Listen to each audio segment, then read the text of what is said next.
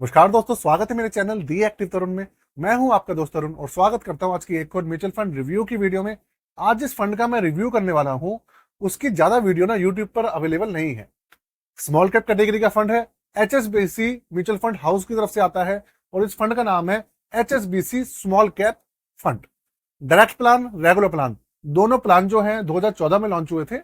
और आप ये मान लीजिए बहुत ज्यादा मतलब दूसरे फंड्स की तरह जो स्मॉल कैप्स हैं, जो 15-20 साल पुराने फंड है उनकी तरह नहीं, लेकिन 10 साल पुराना फंड ये भी है क्योंकि 2014 में ऑलरेडी लॉन्च हो रखा था, तो डेटा इसका अच्छे खासा अवेलेबल है। आज इसका कंप्लीट रिव्यू करने वाले हैं और इस विश्लेषण को जो आपके सामने मैं पेश करूंगा पूरा का पूरा एजुकेशन पर्पज के लिए होने वाला है। किसी भी तरीके का जो आप समझ लीजिए रिकमेंडेशन, एडवाइस या सजेशन बिल्कुल भी नहीं है इस फंड को लेके या किसी भी फंड को लेके, है ना। तो वीडियो कैसे लगी मुझे एंड में जरूर बताइएगा। साथ में अगर कोई भी क्वेश्चन पूछना चाहते हैं, नॉन टेक्निकल क्वेश्चन पूछना चाहते हैं, तो मैं उसका आंसर आपको 101% दूंगा, ठीक है। क्योंकि नॉन टेक्निकल क्वेश्चन पूछोगे आप तो मैं रिप्लाई करना अलाउ है उसका, लेकिन अगर टेक्निकल क्वेश्चन पूछेंगे तो उसकी रिप्लाई करना अलाउ नहीं है यूट्यूब की तरफ से। तो शुरू करते हैं आज की वीडियो को दोस्तों। चैनल पे पहली बार आए तो चैनल को सब्सक्राइब कर लीजिएगा और बेल के आइकन को दबाना बिल्कुल भी मत भूलेगा। शुरू करते हैं।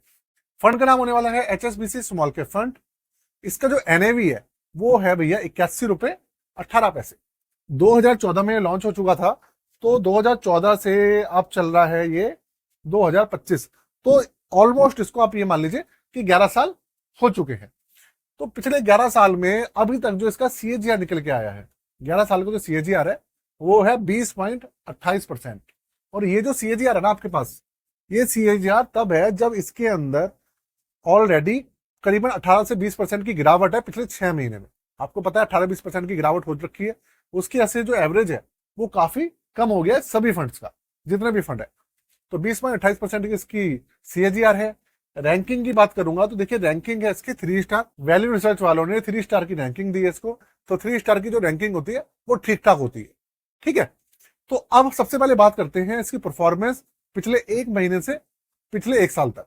इसकी परफॉर्मेंस कैसी रही है 1 महीने से 1 साल तक।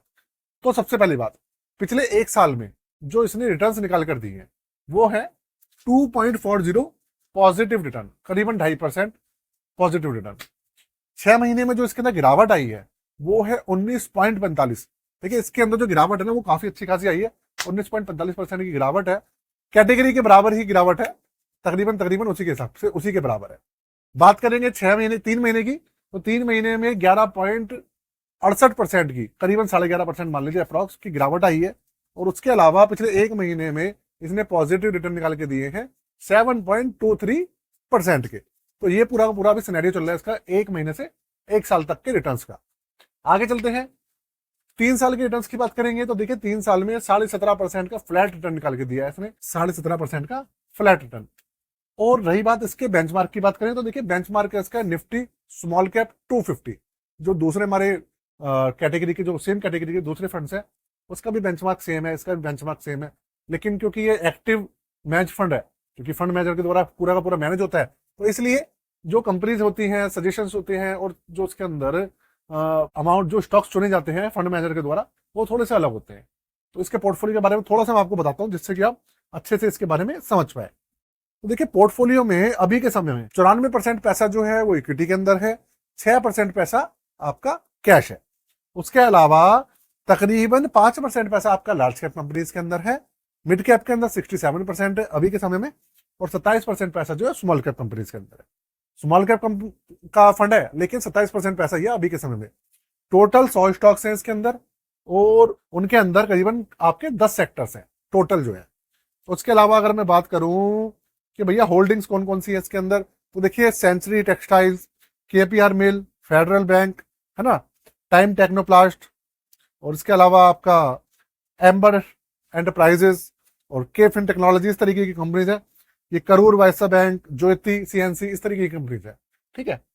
तो कंपनी भी ठीक ठाक ही है, 100 कंपनीज है टोटल, तो डाइवर्सिफिकेशन भी काफी है इस फंड। आगे बात करेंगे एक्सपेंसिव रेशियो की बात करेंगे तो देखिए एक्सपेंसिव रेशियो इसका थोड़ा सा ज्यादा है। वैसे भैया एचएसबीसी स्मॉल कैप जो फंड है वो बहुत ज्यादा, देखो मैं अगर ये कहूँ कि बहुत ज्यादा फेमस फंड है तो ऐसा भी नहीं है। और एचएसबीसी एएमसी जो है वो भी बहुत ज्यादा फेमस नहीं है, और बहुत ज्यादा पूरी एएमसी का ना, एएमसी का जो कैपिटलाइजेशन है वो भी बहुत ज्यादा नहीं है। लेकिन फिर भी इसका 15,000 करोड़ के आसपास, 14,500 करोड़ के आसपास का AUM है। तो उस हिसाब से देखते हुए इसका एक्सपेंस रेशियो थोड़ा सा ज्यादा है। तो भैया यहाँ पे थोड़ा सा काम करना चाहिए। 0.65%। आगे 1% का भैया इसके अंदर है आपका एग्जिट लोड। कोई भाई भी 1 साल से पहले अगर पैसे विड्रॉ करता है, 1% का उसको एग्जिट लोड देना पड़ेगा, और 1 साल के बाद 0% है। लेकिन इमरजेंसी में 10%, टोटल इन्वेस्टमेंट का 10% पैसा आप निकाल सकते हैं 1 साल से पहले भी, बिना किसी एक्स्ट्रा एग्जिट लोड के। अच्छा जी, AUM मैंने आपको बता ही दिया 14,493 करोड़ का है, जो कि काफी अच्छा खासा AUM है, कम नहीं है।